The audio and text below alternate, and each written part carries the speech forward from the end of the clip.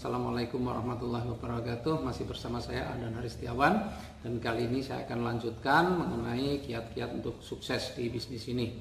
Ya, kemarin saya sudah sampaikan bahwa salah satunya atau yang pertama adalah impian yang kuat. Karena dengan impian yang kuat, maka insya Allah kita siap menghadapi apapun tantangan yang ada di depan kita. Ya, dan impian inilah yang akan mengarahkan kita untuk terus membuat kita untuk terus semangat. Kemudian yang kedua apa? Yang kedua adalah sikap. Sikap ini menjadi penting.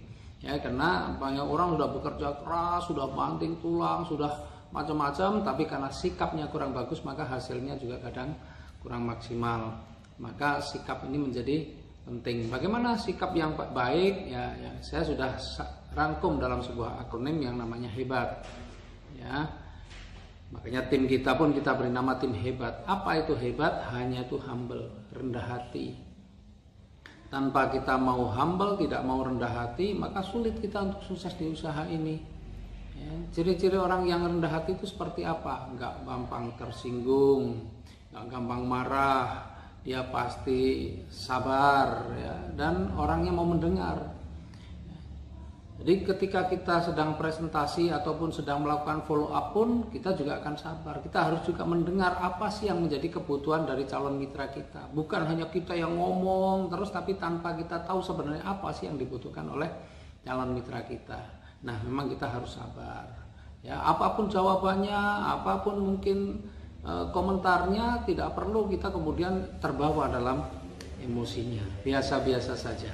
Ya, itu humble, harus diperlukan tuh rendah hati. Dan juga memang di bisnis ini, ya, kita harus juga mau tidak mau harus merendahkan hati.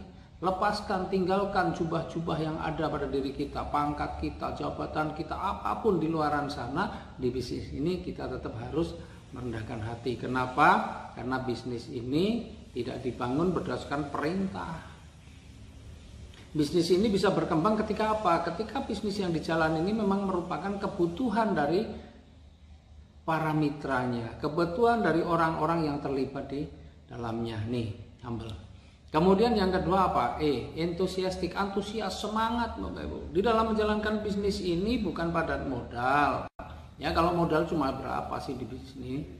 Ya, cuma kecil, tapi yang harus besar apa? Semangatnya. Maka ketika kita presentasi, kita melakukan follow up pun kita harus kelihatan semangat, jangan kelihatan lemes, jangan kelihatan loyo.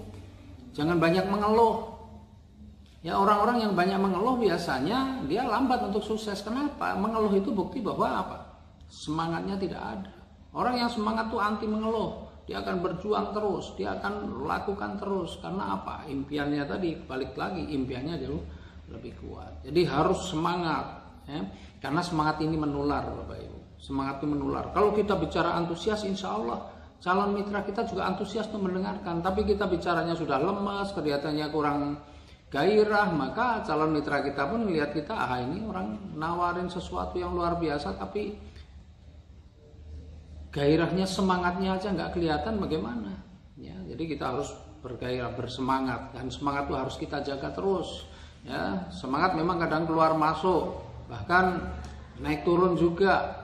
Tapi inilah tantangan kita, bahwa semangat ini kita harus jaga terus. Jangan kelihatan kita loyo, apalagi di hadapan mitra kita atau calon mitra kita. Waduh, jangan. Kemudian B-nya apa? Brotherhood, persaudaraan. Ya, ketika kita juga sedang memprospek, jangan hanya mau kita saja, tapi cobalah sentuh itu. Komunikasi kita ini menjadi komunikasi persaudaraan. Jadi kalau dia sudah kena hatinya, dia merasa bahwa yang dia hadapi itu bukan orang yang semata-mata seolah-olah kelihatan hanya mengambil sesuatu dari kita, tetapi juga karena perhatiannya dengan kita, karena care-nya kita dengan calon mitra kita, dan dia rasakan itu, insya Allah kemudian akan terbuka hatinya. Tapi kalau kita langsung ngotot kapan closingnya, wah dikejar-kejar, yang dikejar cuma closingnya saja tanpa memperhatikan apa yang dia perlukan juga sulit. Ya, jadi bangun hubungan persaudaraan, apalagi ketika sudah bermitra. Hubungan persaudaraan ini akan menjadi kekuatan yang luar biasa. Ya, kekuatan yang luar biasa. Maka bisnis ini bukan hanya dibangun semata-mata dalam tanda petik urusan bisnis. Kalau bisa tingkatkan hubungan bisnis ini juga meningkat menjadi hubungan saudara. Kita care dengan mitra-mitra kita care dengan leader-leader kita care dengan siapapun yang terlibat dalam bisnis ini. Insya Allah kalau hubungan itu sudah menjadi hubungan saudara, maka sulit kemudian untuk ditaati oleh orang lain. Ya, itu B. Kemudian A yang keempat yaitu A hebat, A aktif. Ya, kita harus aktif. Ya, kita harus aktif, jangan cuma diem pasif saja, Bapak Ibu. Bapak Ibu ini sedang berlatih untuk menjadi seorang leader, ya, seorang pemimpin. Maka seorang pemimpin yang pendiam itu tidak akan bisa diserap ataupun diterima apa yang menjadi maksud dia. Maka Bapak Ibu harus aktif apa? Aktif komunikasi, aktif di dalam grup, berkomentar, aktif dalam kegiatan-kegiatan dan diselenggarakan perusahaan ataupun diselenggarakan oleh timnya. Supaya apa? Apa yang menjadi sikap dan perilaku Bapak Ibu ini akan ditiru oleh mitra-mitra Bapak Ibu sekalian. Maka kalau Bapak Ibu diam, timnya semua diam. Dan itu Bapak Ibu sering kita lihat ya, ada satu grup leadernya nggak pernah komentar, maka mitra-mitranya juga pada diam semua.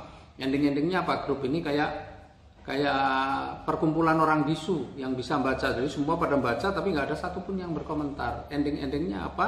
Nggak ada sesuatu yang membuat mereka termotivasi untuk terus ada di dalam grup. Akhirnya mereka pada keluar dari grup. Dan itu berujung pada apa? Berujung pada perkembangan tim kita yang tidak bertambah atau berujung pada tim kita yang tidak berkembang. Ya.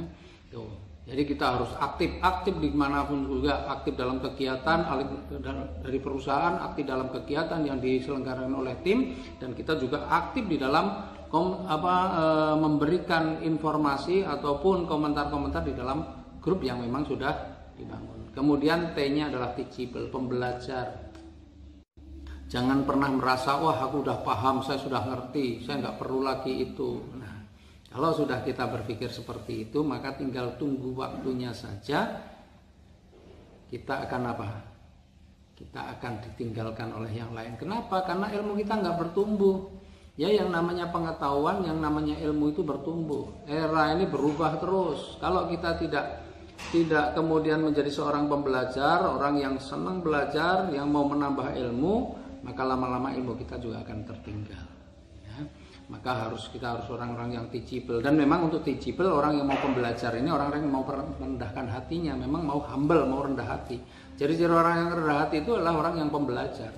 Ya, ciri-ciri orang yang rendah hati itu adalah orang yang pembelajar. Jadi kalau orang-orang yang tidak mau belajar, orang yang sombong, orang yang merasa sudah tahu segalanya, pasti tidak mau. Pasti bukan orang yang teachable, bukan orang yang pembelajar. Ya, nah itu jadi tidak hanya impiannya yang kuat, tetapi sikap pun juga akan sangat berpengaruh terhadap kesuksesan di dalam bisnis kita. Mudah-mudahan ini juga bermanfaat, dan teman-teman yang saat ini sudah bermitra, sudah bergabung dalam bisnis ini, ayo perbaiki sikap kita supaya apa? Sukses itu menjadi lebih mudah dan lebih cepat kita capai. Salam sinergi, go berkah, no riba. Assalamualaikum warahmatullahi wabarakatuh.